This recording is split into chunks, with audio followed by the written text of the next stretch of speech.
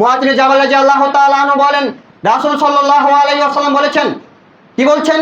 আল্লাহ রাসূল বলছেন যে ইন্না হাযাল আমরা বাদা নবুওয়াতিল রাহমা, নিশ্চয়ই নেতৃত্ব শুরু হয়েছিল নবীদের এবং দয়া দিয়ে, তারপরে নেতৃত্ব শুরু হয়েছে খলিফাদের এবং দয়া দিয়ে, তারপরে নেতৃত্ব শুরু হয়েছে মুলকান আজুজান জোরজাল মুলুকতার, মানে জাবরিয়াতান উদওয়ান ওয়া ফাসাদান ফিল আরজ।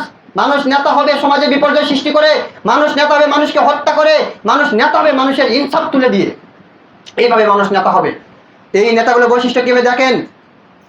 ইস্তাহিলুল হারিরা, আল্লাহ বলছেন এইভাবে যারা নেতা হবে তাদের প্রথম বৈশিষ্ট্য হবে তারা রেশমি কাপড়কে বৈধ মনে করবে, তাদের কাপড়ের চাকচিক্য দেখবেন রেশমি কাপড় পরে আছে। অল খমরা, তারা নেশাদার দ্রব্যকে বৈধ মনে করবে। অল ফুরুজা, তারা নারীর লজ্জাস্থানকে বৈধ মনে করবে। আজকে যারা নেতা তাদের দেখেন রাত অতিবাহিত হয় না নারী ছাড়া, রাত অতিবাহিত হয় না আপনার রেশমি কাপড় ছাড়া, রাত অতিবাহিত হয় না আপনার মদ ছাড়া, নেশাদার দ্রব্য ছাড়া।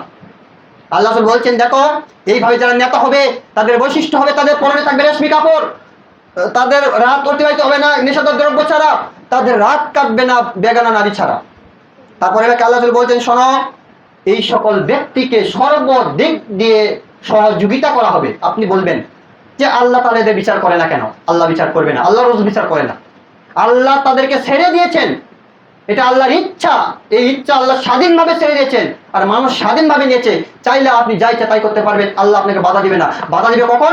যেদিন আল্লাহ ধরবে সেই দিন।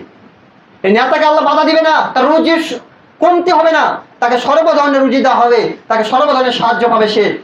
কিন্তু যেই দিন আল্লাহ ধরবে সেই দিন সে বুঝতে পারবে যে দুনিয়া কত কঠিন। আর এই নেতা সেইভাবেই আল্লাহ নিকট উঠবে, কিভাবে? মদ পানরত অবস্থায়, জেনা অবস্থায় এবং রেশমি কাপড় পরিধানরত অবস্থায়। যদি আল্লাহ সুবহানাহু ওয়া তাআলা পৃথিবীতে কারো বিচার করতেন তাহলে ফেরাউনের বিচার করতেন, যেহেতু ফেরাউনের বিচার করেন অতএব আর কারো বিচার হবে না। আল্লাহ তাকে ছেড়ে দিয়েছে, সবচেয়ে বড় শাস্তি আল্লাহ তাকে ছেড়ে দিয়ে রেখেছে, যত পারে পাপ করুক, যেই দিন আল্লাহ ধরবে সেদিন বুঝতে পারবে। সম্মানিত উপস্থিতি, আমি কথা আর বাড়াচ্ছি না, যেহেতু সময় শেষ।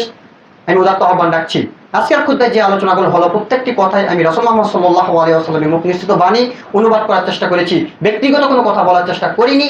তাই আপনারা এই খুতবাকে ব্যক্তি জীবনে, পারিবারিক জীবনে, রাষ্ট্রীয় জীবনে আমি আশাবাদী অন্তত আপনারা নিজের পরিবারকে কন্ট্রোল করার চেষ্টা করবেন ইনশাআল্লাহ।